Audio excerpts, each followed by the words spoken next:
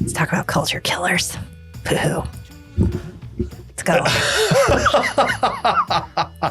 You're amped for this one. I'm ready. Wow. This is fun. This is why I'm in business. No, I get These it. type of people. Like, yes. You ready? I think that's our hook. I think. Stay tuned. She's the CEO. He's the marketing and operations guy. If it's broken, you need The business fix.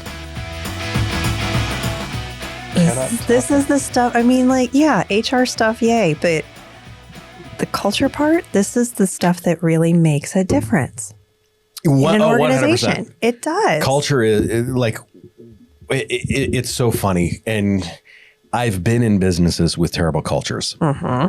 And you see the owner typically like is literally sitting in their sleigh, like cracking the whip on people like, Yes. hey, pull. Or they're sleeping and not caring, and everybody else is like, what's going on? What are we supposed to do? Yeah. Whereas when there's the good culture, you see like everyone's just in it together. Yes. And the thing that I notice about this is in that dead culture that I was talking about before, where the guy's cracking the whip on everyone and just being a jerk and everything. I've worked in a number of those.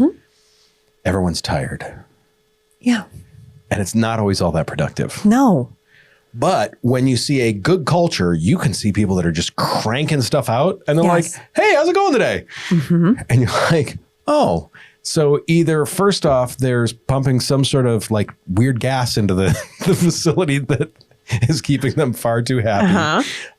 It could be the drugs. Is there a Xanax machine as soon as you walk in the door? Maybe.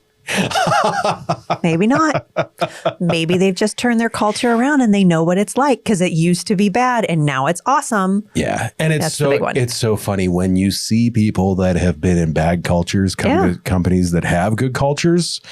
You're like, oh, you walk through the door and it's funny. It's like an abused spouse that's finally in a good relationship. Why are you all smiling? Right. You're a little bit suspicious, like, huh? Yes. And then all of a sudden you're like, oh, Yeah. there's people here. There's got to be a story where you've walked into a business. What's one thing that you notice right off the bat where you're like, good or bad? If people will make eye contact with you when you first walk in, that's a pretty easy sign because their eye contact will say a lot. It could be like, oh, shoot. Or it could be like, hey. So usually the heys, that you can see honest engagement.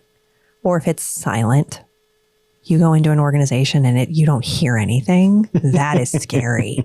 Because for me, healthy organizations, you hear laughter, you hear conversation, you hear, I mean, not just banter, but just like there's a hum when a culture is healthy. Yep. There is also a silence when it is not. I walked into the door. Remember the job that I told you about where they heard the person screaming at me and walked out of the room? Yes. I walked into that company and I should have known. It was quiet, dead silent. All the doors were closed. And it was built kind of like all the offices were on the outside. And on the main floor, there was like this mezzanine level. It's like a bullpen. In that mezzanine level, though, there was a pool table. There was a ping pong table. There was a pinball machine. And none of them looked like they had been touched in decades. Oh. And I'm like, no one wants to be with other people. Nope. This is like the pizza thing. Yeah, we will not commune. No, like they bought the pool table Because it looks cool. because it looks cool, and they're like, people are going to think this is a great culture. No. Yeah, it's not a pool table. No. It's not a ping pong table. It's not. It's not. Yeah, and that is that HR fluff that we will probably address in this. Sure. What I know you've seen this all the time where like what is it? We have to limit it to 3. Fine. This Fine. I had 12. That's fine. Chrissy was hoping that this was a 2-hour long Saw my episode. 30 pages of notes. You're like, no, you will not. Right. What are the big 3? Fine. 3. Okay. 3 culture killers that you see most often, and how do they start to take root? Yeah. Because you and I, we've been around enough. We see where this is starting to take a grip. Yeah. So what I'm going to tell you is I've got 3 that I will do. Fine. And I want to start by owning it, that I have allowed all 3 of these things at different points in my career within my organization. So I'm happy about culture because we've survived some of these things, right? And people had helmets. And I would say it's happened too, not because I didn't care about culture, but because I cared about people, performance, or peace in the wrong order. Yep. And so culture killers don't usually walk in wearing that villain cape. Rarely do they walk in wearing the villain cape. They enter quietly through avoidance, fear, and misplaced loyalty. So honestly, a lot of it connects back to what we talked about last week around wanting to be a nice leader. So nice leadership, when unchecked, it creates space for the culture killers to grow. Yes, they do. And there are 3 B's this time. Bees. 3 B's. Are we going is it going to be A's next week? I don't know. It might be. Okay. I don't know. But B. So B1 is the brilliant jerk. B1. You sank my battleship. I did. It's the brilliant jerk. So this is the fastest culture killer I know. Is by hands down the brilliant jerk. It's the high performer who delivers results but leaves damage everywhere else. They hit numbers, they close deals, they are technically excellent. You probably really like them in your business because they make the numbers look good. Yep. And they are emotionally expensive. Pricey. And they do. Well, and leaders protect them because they're afraid of the revenue hit they're going to take if they deal with this and have a sweaty 10-minute conversation. Yep. And the brilliant jerk doesn't want to be there anymore. So they tell themselves, we'll deal with the behavior later. Or this is the one that I did. This is just who they are. I am sorry that they hurt your feelings. This is just who they are. That was wrong. I did that wrong. I've done that too. I did it wrong. I don't do it wrong anymore, but I did it wrong. And what I didn't see as a leader for a long time was the hidden cost. There was disengagement, there was quiet quitting, there's resentment, and then eventually there's turnover, or that person is so belligerent and being a brilliant jerk that you navigate and create your organization around them at the cost of everything else that you're trying to do. We'll change the process because this person can't follow it. I don't do that anymore. No. I used to do that. Yep. So, at Clarity, we say this a lot, is that you don't have a people problem, you have a protection problem because you're not protecting the right things. The brilliant jerk can outproduce 5 people and they can quietly push at least 10 out the door. Yeah. And the worst part is the people who leave are usually your steady, values-aligned performers. It's rarely a problem person that exits because of a brilliant jerk. It's not. It's not the people that you want to leave. No, it's the not. ones that you don't want to leave. No. So what do you do with the brilliant jerk? There are 3 things. The first is feedback, because you can assume a blind spot first. Sometimes brilliant jerks don't realize they're being jerks. Sure. Sometimes. It's not always. The brilliant jerk has that blind spot. No one has ever been direct with them. They've never been rewarded for results and ignored for behavior. So you've got to be able to talk to them because they've gotten that reward for all of the things that they do right. They have never been told that they're doing something or they can improve upon something. And I have had someone in my organization who was a brilliant jerk who turned into a rock star performer when that feedback was given to them. I've also had brilliant jerks that I've had to exit. Mm-hmm. It is part of the nature. And this is really where radical directness matters. You name the impact, not the intent, which means that, your results are strong and your behavior is eroding trust. So you've got to be able to have that conversation, that clarity alone for that person by saying, I really appreciate the work that you do. You are a valuable member of the team and how you contribute, but you are leaving a trail of bodies in your wake and we're not going to tolerate that anymore. The way that you're arguing with people to get work done, to be supportive of you, to do your job is not working in the organization. You are not living our core value of teamwork and you are not living our core value of excellence. And if they're like middle finger to your teamwork, we're like, okay, middle finger to you. It's so funny. I know that there is some trauma behind this for you. Huge trauma. Because I did it wrong. And what I was about to say, the confidence at which you're saying this right now is like, and the excitement, I'm like, she is like, I feel like you should be like laying on a couch and I should be taking notes. because you are professing this. I am. Either that or you should be on the stage with spotlights here, Well, because and this is a big thing. It is a big thing. And you're not going to die if you do this. No, everyone feels like that. Yes. So you give them the feedback. Okay. After you've given them the feedback, sometimes they need professional development and guardrails. So that's number 2. So if they're willing to grow, you put guardrails in place, you give them clear expectations, you coach them, and you create behavioral metrics around things. You're not vague. You're not nice in your language. You are clear with these individuals. Specific behaviors that must change. That's the thing that I think so many people don't do, because they're like, hey, you're doing things really well, but I need you to be nicer to Bob. I don't know why I always pick on Bob every episode. Bob. But it's what does nicer to Bob mean? Exactly. You have to define it. You have to define it. And sometimes the response that you're going to get from somebody when you're like, you need to be nicer to Bob, is your brilliant jerk's going to go, well, Bob's an idiot. You're like, no. 100%. Bob is a team member and we are going to be working together. And Bob is the person that puts all of your presentations together. So if you were nicer to Bob, I bet you wouldn't have mistakes on your presentations. Just saying. So you have that conversation. You coach them. Bob is tossing grenades back. Bob is tossing grenades back. Bob is being subversive. And you know what? Can you blame Bob? No. Nope. No, you cannot. So the third thing that you do after you've dealt with feedback, you've given professional development and guardrails, is you document and decide. And this is really the hard part. Yep. Because if the behavior doesn't change, documentation is going to lead to a decision. And that decision is whether or not you're keeping that person or you're exiting that person. And culture dies when leaders keep hoping someone's going to wake up one day and care. They're just going to wake up one day and they're going to be a different person. They're going to have their Scrooge moment. No, they're not. This is not a Christmas Carol. Okay. Hope was months ago. Yeah. Hope is not a strategy. Hope is not a strategy. No. You've said that so many times and when we're talking about marketing, that hope is not a strategy. Pretty is not a strategy. At some point, protecting the team matters more than protecting the producer. And I love how you put the document piece to this, because if you don't document to it, you're just going to keep putting that off. Yes. You're going to be like, okay, 3 times and this is over. Yeah. You're going to be like, well, I talked to him a couple of times. I don't know if it was 1. It might have been 2 3/4. I don't know. No. You've got to keep track. All right. So second B after the brilliant jerk is broken safety. Ooh. It really speaks to psychological safety. This one's quieter, but I think it can really be sometimes more dangerous. So this is when people are afraid to speak up, to ask questions, to admit mistakes, innovation stops. Yep. Not because the team isn't smart, but because the team's scared. And so here's what I want leaders to hear about psychological safety. It isn't about being soft and squishy and making sure everybody's feelings feel good.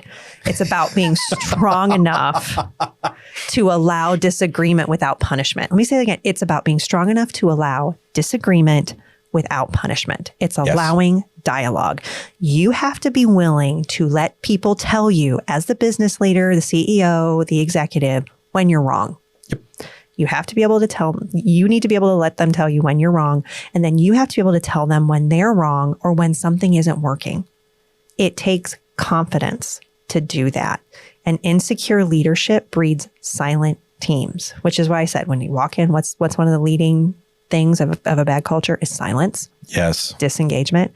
I have watched incredibly talented teams slowly shut down because every mistake was met with blame instead of curiosity in several organizations that we deal with. Yep. And some former clients, that happened a lot.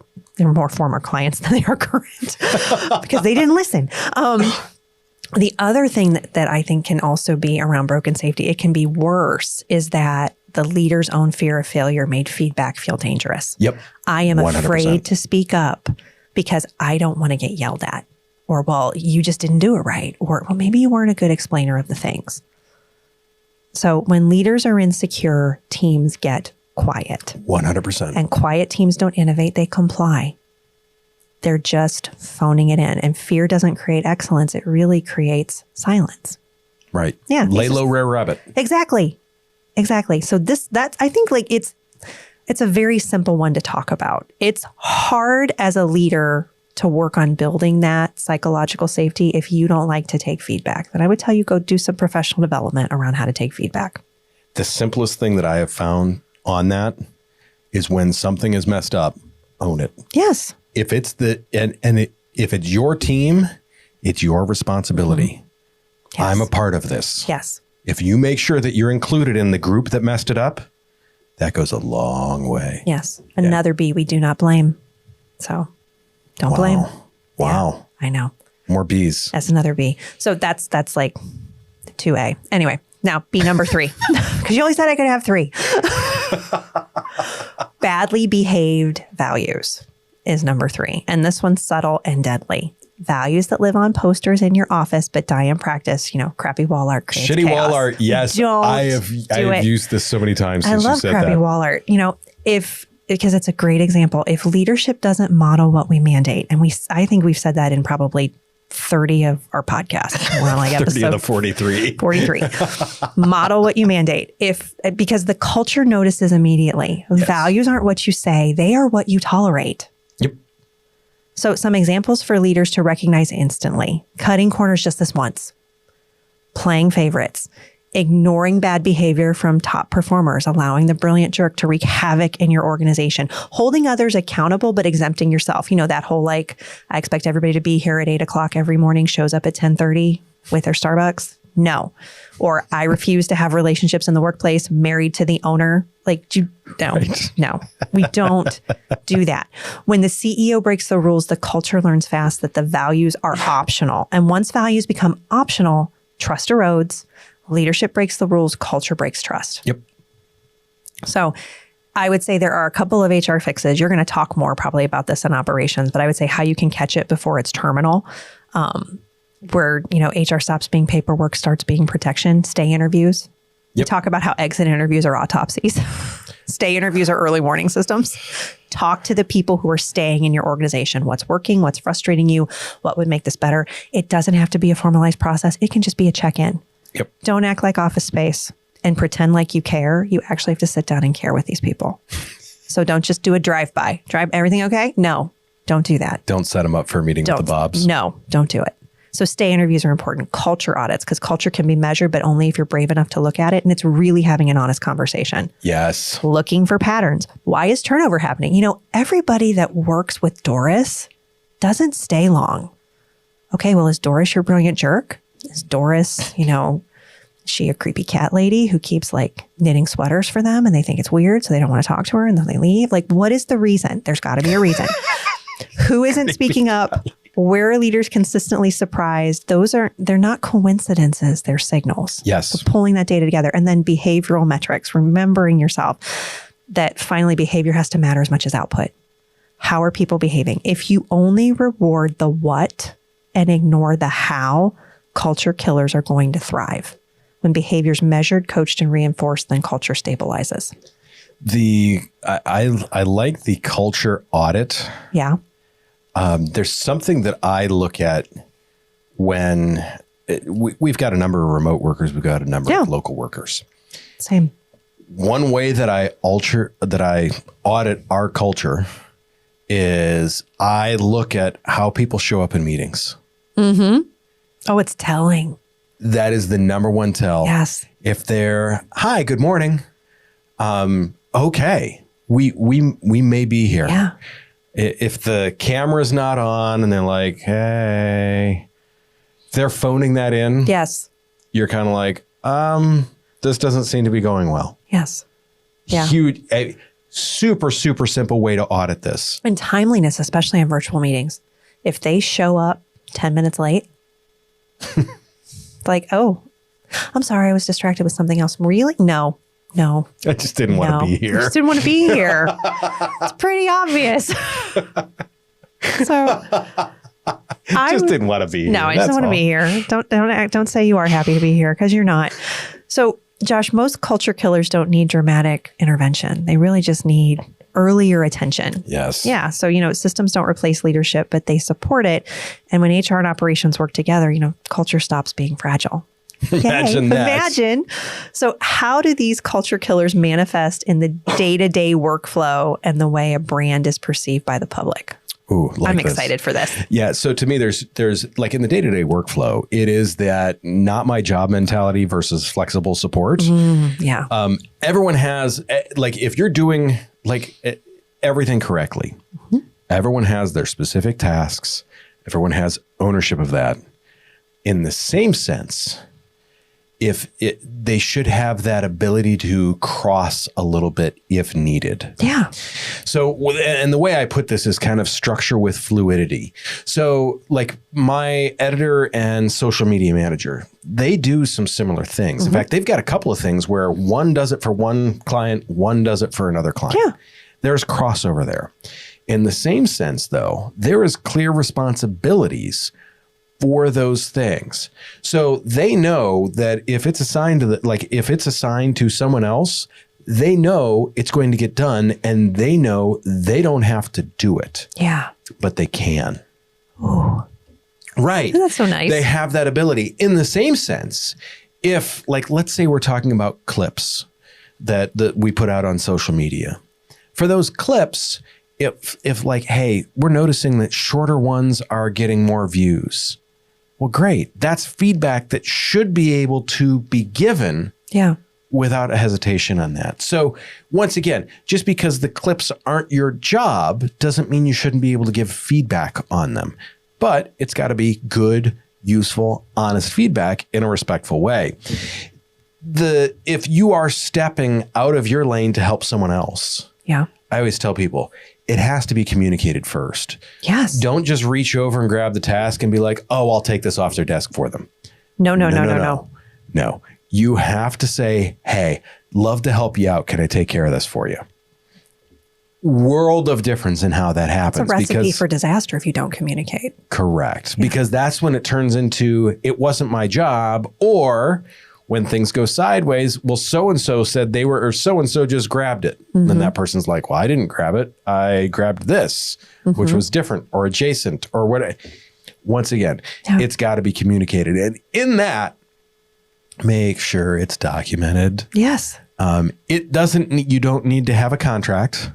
This does not need to be 10 or 15 pages signed. No. But make sure exactly what's going on. For us, like in Asana, or if it's in Google Tasks, we can see who it's assigned to. That to me is enough documentation. If there's an email or a chat, like in Google Chat, a message saying, hey, I'm going to take this from you. Do you see that? Yes. Great.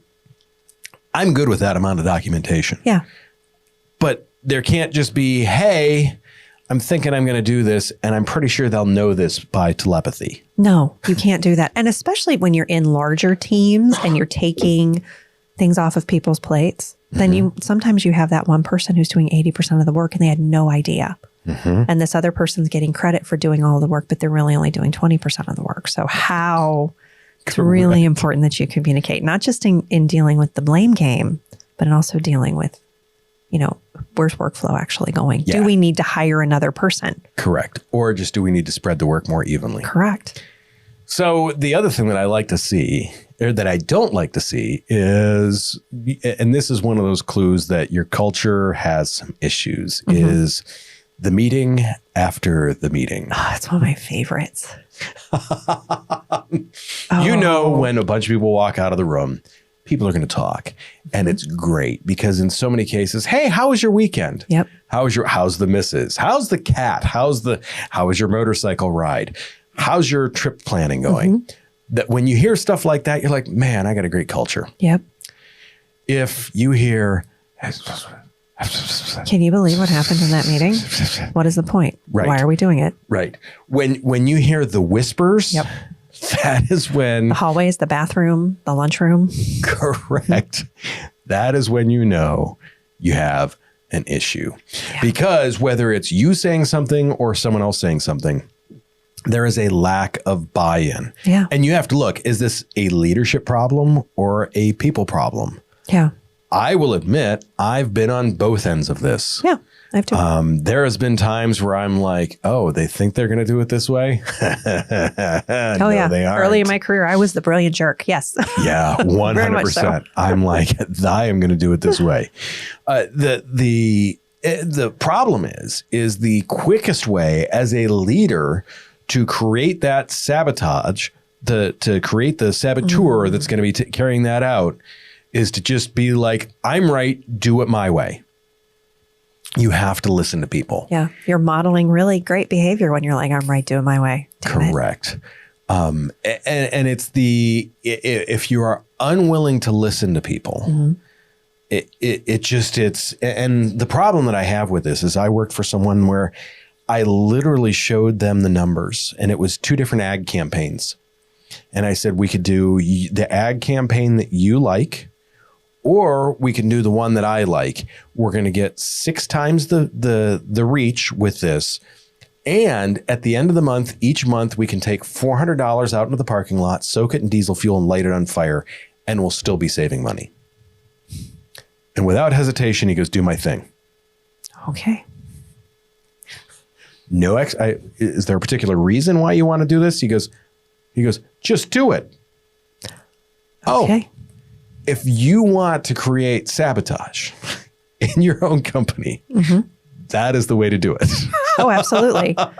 Don't trust the people that you hired who are probably smarter and more skilled at the things that you don't want to do, and then tell them how to do their job. No. I mean, the problem that I have had with this in so many cases is it is a difference between having a leader that is open and receptive. None of it's so funny. Nika, the editor for me, when we started, she's probably on par with where I was at. She's far ahead of what I'm doing editing wise now. Yes. And you know what? I'm wonderful with that. Now, does she think I'm an idiot? No. No, not at all. We have different skills in different I'm doing other things. areas now. And the problem is so many owners and so many leaders approach things without being able to display A, knowledge, or B, a willingness to learn, that they just have this buffoon look about them. It's the I'm always right no matter what thing that, once again, people will not follow you. No. They're going to undermine you. They're going to do whatever they want to. Yeah, I would expect a mutiny if you're always going to say, I'm right, do the thing. Oh, yeah. And it's funny. You do. I don't know why people keep leaving. I don't either. And you would do just enough to cover up your tracks to be like, well, I'm going to do this way anyways. Yeah. And I mean, every single time. Or I don't trust them, so I'm just going to micromanage. I mean, there's so many ways that you can culture kill. The micromanagement there was huge because and once again, no understanding of what I actually did. No. But would want a report of everything. And I'm like, okay, I'm just going to write a bunch of bullshit on here and be like, hey, good luck with this. Yeah, because they don't understand it. Not at all. But I scribbled on a piece of paper, so that was good. Yeah. From the marketing side. Yeah. There is one thing that I see so many times. There is a cognitive dissonance between the brand and people's perception of the brand. Yeah. The way that I look at it, like success is a shared thing. You hear me say this ad nauseum. It's our core value. Yes. It's just there. If a client wants to do an expensive, highly profitable thing that isn't a fit for their industry or goals, yes, we're going to have that honest conversation with them. Yeah. I just can't. And when you do that, you've shown that like what our culture is, what we're saying, it actually is. Yes. True marketing integrity means that you're potentially turning down a sale to ensure that our core values are sticking through. I don't want to work on projects that don't fit within our core values. Yeah. It's tough. The thing that I like that I find so funny with this is when you walk into a bank. Yes. Every bank talks about we're customer centric. And I mean, and we care about people. And you look at every single one of those tellers and you know every single one of them is considering going home and taking a bath with a toaster that night. and they are told to read these mindless scripts. They all look trapped. Yes. They all look trapped. They all have the same look on their face of a puppy dog in a shelter. Like, please save me. Yes. Please buy this product so I can hit this quota so they will leave me alone for another 5 days. Yes. 100%. And I see it all. Like, these banks market great service, But when you walk in, it's scripted greetings, it's fake smiles, and you don't get a genuine crate service or human interaction. It's a commodity. 100%. Treat me like a human. I always love it when I hand them my ID and they say, "Oh, it's good to see you, Mr. You don't know my name." It's okay. Hi. Hi. Thanks for coming in today. You don't know me from Adam. No. Just say hi and thanks for coming in today. And what can I do for you? And genuinely feel like, give me some, you don't need to be excited to help me. No. But at least be like, hey, I'm here to help you. I've got to be here for another 4 or 5 hours. So let's make the best of this. Yes. Instead of, hey, I have to read this script or I'm going to get fired. No. Marketing says they care, but the other thing that I like is when marketing says they care, but then you call them and you're on hold for 45 minutes. We're customer centric. Great. We're always open, except when we're closed. Right. We're always open. You're just going to have to stand in line for an hour and a half. Yes. To me, once again, this is that culture killer. It's once again, they're not doing what they're saying. Yeah. And it's a huge erosion there. Yes. From that, I always say operationalize that accountability. Yeah. You've got to build those systems. Transparent project tracking. You've got to, public wins and losses. Acknowledge when a team or process fails and acknowledge when it wins also. Accountability is easier to handle when it's treated as a system failure rather than, Bob, you done screwed up. Yes. Because more than likely, there was something that led to Bob screwing up. The other thing, clear as kind. We talk about this. I believe we've talked about clear as kind. Just a couple times.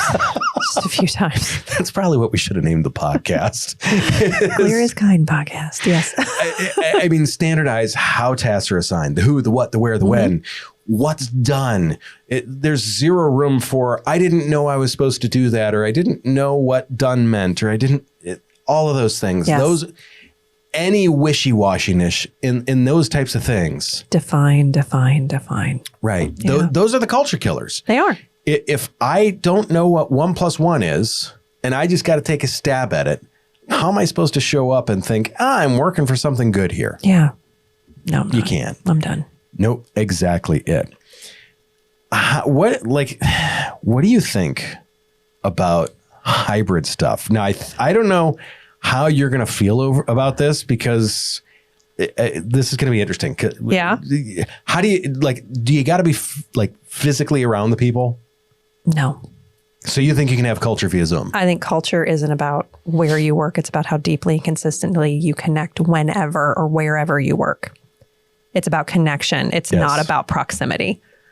So I think it is very easy for a lot of, I don't want to say oh gosh, how do I do this without hacking off everyone? No, I'll tell you on this one. Okay. I get I just heard this from someone else. Someone was talking about how they have a great culture and they require everyone to be in the office. And I'm like, that's not a great culture. That's hostage. That's hostage. That's exactly it. To me, it is making sure that people feel like they know what they're doing. They know why the hell they're doing it. And they feel rewarded for it. Agreed. If you do that, it doesn't matter where the hell they are. No. And as long as they feel like they can pick up the phone or pick up a keyboard and get in touch with you and get a straight and honest answer. Yes. Done. Yes. That's all you need. It's quality of connection and communication that you design. And you have to be intentional in how you design it. Half of our team members work in our office inside Akron, Ohio, and the other half are in other places. And we are connected, all of us together, doing all of the things together. Because, culture can thrive without physical proximity if leaders are prioritizing psychological safety, intentional rituals, and norms that translate into those digital spaces. Yep. It's communication, regular check-ins, consistent feedback loops, the things that we talk about all the time, whether you are in the same room, in the same office building, or you are across an ocean with someone. It is building those touch points, because when leaders use tools like video intentionally, not just even for updates, but for real dialogue, trust can grow even across distance. And that's it. I feel we are more connected as a team now, just with having people spread out all over the world, than we were when we all worked in the same office building at the same time, because we now have the right people in the right seats and we're maintaining our culture. The two pieces that I want to talk about with that is, first off, is the word that you said that I was like, okay, she said it, I'm good. I don't need to have the heart attack, was intentional. It's intentional. You have to be very intentional about creating this environment. The second off, for me, it is the biggest thing with culture is being available and doing what you say you're going to do. Yes. That's what it takes. All If you overwhelm people and don't do what you say you're going to do and do like all these other behaviors, it doesn't matter if you're in person. It doesn't, I mean, you could share an office with someone. Doesn't matter. No. You can have a horrible culture in person. You can have a horrible culture remotely. You can have great cultures both ways too. Yes. As long as the people feel like, hey, I am doing something, that I'm doing something. And they feel good about the things that they're doing. That's all you need. No, I agree. This is the other one that I really want to talk to. Gossip. Yes. Yeah. What about gossip? How do you feel about gossip? Or shall we call it the rumor mill? Oh, gosh. So I would say that gossip isn't the problem. It's a scoreboard that kind of tells you that something isn't clear. 100%. If people are able to catastrophize things, because that's what they're going to do. They can. They absolutely can. And I mean, what's going on behind closed doors? They don't feel like leadership is being transparent. They are going to create and manufacture the worst catastrophe known to man. Correct. They are. Correct. They fill the silence with stories. They're usually 100%. Not good ones. The fire alarms may not be going off, yeah, but they smell smoke. Well, and I think a lot of times leaders think that the antidote is to ban conversation. And that's not the case. It's leading with transparency. No one can talk to each other. We're not going to talk about all of these things. I mean, when people understand the why behind decisions, the how of process changes, and the where we're going next, there's far less room for the rumor mills to take root. So you got to give it daylight. You know what the funny thing is about that? We talked about launching grenades earlier. We did. At a job that I had that had a very toxic culture, they told me that it was illegal for me to talk about my salary because I know I made a lot more than most of the other people there. And when they pissed me off, I posted my salary on the bulletin board. That was not a grenade. More of a bomb. Yes, it was a nuclear bomb. Yeah, in the break room. I may as well put two middle fingers below that. You did. You want to play hardball? Here we go. Some this is big deal. And I know we're going to revisit culture in multiple other ways. Oh gosh, yeah. In future episodes. But yeah. To me, the one that I want to talk about for one of the key takeaways is that culture audit. Yeah. Take a look at your high performance. Are they also do they fit? Are they your culture leaders? Yeah. Or are your high performers your reasons to hightail it out of there for the rest of your staff? Yeah. Do they get it? Do they want it? Do they have the capacity for it? Yep. It's really important. I would say the next one is radical transparency. If there is a problem in the business, you need to tell the team. Don't let them guess. No. Because they will usually guess wrong, or they will guess in a really scary direction. They will guess their way out the door. I mean, yeah, no, talk. I have a great example of that just ended up on from a friend of mine the other day. That's literally an entire company was just shocked by something that had happened. And I was like, that's going to cripple it for the future. Oh, no. Yep. What's the last one for you? I would say reward the right behaviors. Yeah. So you stop just rewarding the what, the sales and the outputs, and you really start rewarding the how, the collaboration, the showing of values, because, it's about how we move forward together. And that's really one of the easiest ways to disarm and disable your brilliant jerks is really to just, reward the how. It's really important in how you got there. Thank you for the work that you've done. You've accomplished this, but what I'm really excited about is how you did it. Yeah. To me, it's that there's not a journey to happiness. No. Happiness is the journey. Yeah. And if you reward the pieces along that, you're going to get to the destination. Yeah. That's all there is to it. Unlimited PTO. Yes. Love it or hate it? I would say it's not my favorite thing. I don't like it. I don't either. I don't. And what I would say, it's unlimited PTO sounds really progressive. It's like we have unlimited PTO. But if you do not give clear expectations and you don't model what taking a break looks like as a business owner, Correct. It often turns into unlimited guilt. So employees don't know what's acceptable. So they take less time off, not more time. They don't know how to schedule their time. I think unlimited PTO doesn't create trust. Clear leadership does. And giving guardrails are good for team members. Employees love guardrails. They love to know I can earn this much PTO. This is the expectation. I am also a proponent of you must take a minimum of 1 week away from this organization every year. And in some organizations, especially if you're dealing with, point of failure within organizations or you're dealing with finances, there's a mandate, especially within like the banking industry, where they have to take 1 week completely off because that enables people to see from stem to stern how they do their job. And it also makes sure that there's no corruption or no issues. Yep. Makes sense. Job interviews. Yeah. What's a red flag you look for? Whether it's, and I guess let's do this way. What's a red flag that you look for when hiring people? Yes. And I'll cover what's the red flag because I think I've been on a few more job interviews than you have. Probably. I've had a few, but it's a little bit different. Right. If they have never learned from a failure, they're about to repeat one. Yep. So that's my big one, is how someone talks about accountability, especially when things went wrong. If every past job has failed them, every boss was the problem, they can't name a single lesson that they learned, that is a huge red flag for me. It's the same thing for me on the other side of the table. What's the business struggling with now? If they say, no, things are great, I'll run like hell. Run like hell. The other thing that I always ask too is what are you doing to create the culture in your business?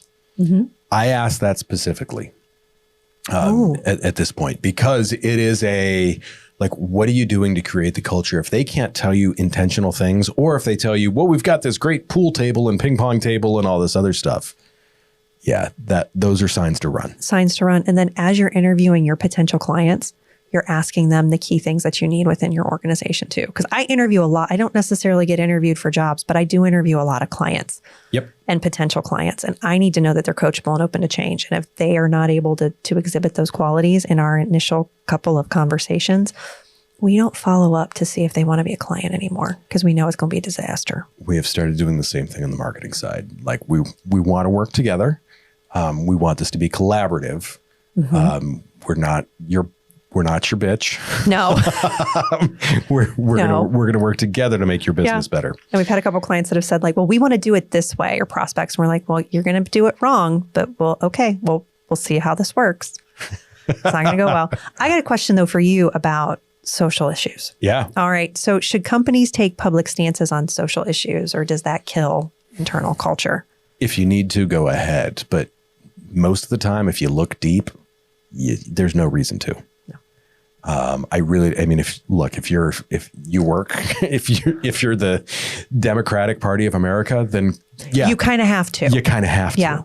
Beyond that, if you're a religious institution or you're taking a significant moral or economic stand, yes. Yeah. No. All of those things, sure. No. But Goodyear, sell tires. AUI, sell insurance. Clarity HR, do fractional HR. Podcasting, go to Pedal Stomper. No. You don't need to know 100%. No. And it's so funny. There's a client that we work with that if you even mention politics, you see his face doesn't change at all. His mouth will not open. Exactly. We're very similar. Yeah. We have to be. Yeah. Yep. That all being said, we're going to talk next week about, and I love this one. From an operations standpoint, are you being flexible Or you're just inconsistent. Consistency is a key to leadership. 100%. If I'm walking into a shitstorm, I want to know which way the wind's blowing. If I at least have an idea if it's out of the north, I feel good. If you need more information, if you want to find the next episode, businessfixpodcast.com, go there. Hang out for a while. It's where all the cool kids are hanging out. Did you know that? Yes. Yeah. I'm there. You're there. We're cool. Well, really? Yes, we're cool. I've decided. Just got promoted. Look at that. Also, do us the favor, hit the Business Fix on all the social media platforms. We really appreciate that. And a review. As always, do me a favor, take care of yourself. If you can, take care of someone else too. We will see you very, very soon.